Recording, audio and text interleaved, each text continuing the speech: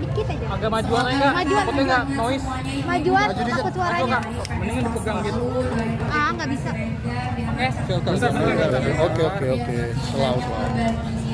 Bunyi rom dikit. Pertanyaan singkat aja ya. Iya, iya. Bentar Kak Boban. Iya, Bentar guys.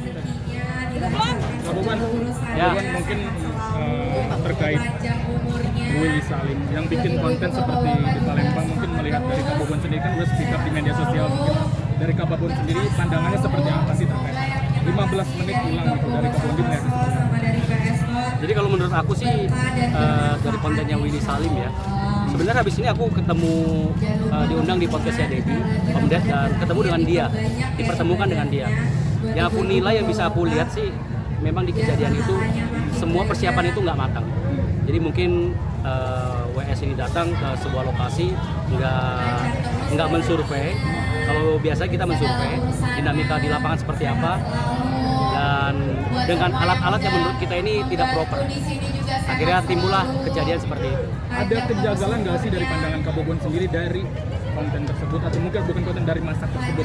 Jelas ada kejanggalan, karena kan dari narasi di video itu kan statementnya ngomong masak buat berbuka, sedangkan baru masuk daging aja itu di jam 7 malam.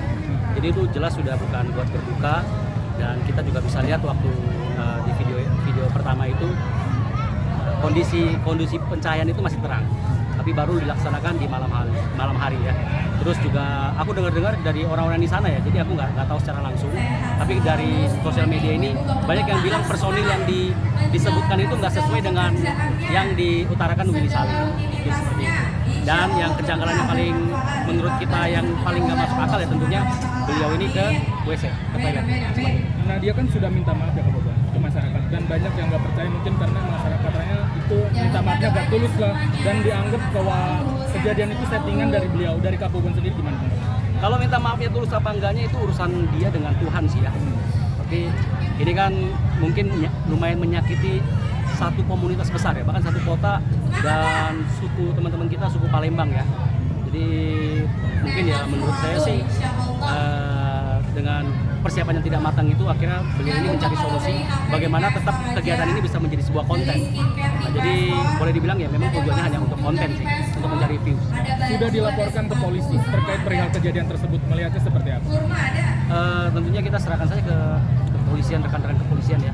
Dari situ kan akan membedah kira-kira ini dapat unsur apa enggak, seperti itu.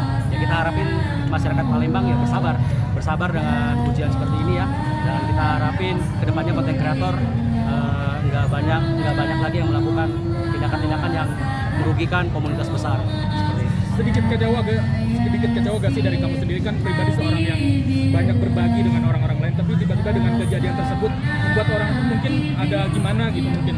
Kalau kecewa pastinya, soalnya banyak juga DM dari orang-orang Palembang meminta kita untuk ke Palembang dan masak-masak. Mereka percaya dengan kita hadir dan masak-masak, kegiatan seperti yang dilakukan itu bisa terlaksana dengan baik. Jadi nggak seperti yang ada di video. Himbauan kamu untuk para influencer, mungkin orang-orang yang ingin mengikuti jejak kamu sendiri gimana sih? Mungkin himbauan ya agar gak terjadi lagi. Kalau pengen masak besar tentunya harus mau capek, harus mau sakit-sakitan. Jadi nggak bisa main tinggal masakan kita karena itu sangat berbahaya. Apalagi ini berinteraksi dengan ratusan masyarakat ya, dengan masyarakat. Ya kalau pengen masak besar ya kerja dengan hati. Itu aja. Thank you ya. Makasih. Terima kasih. Iya, makasih.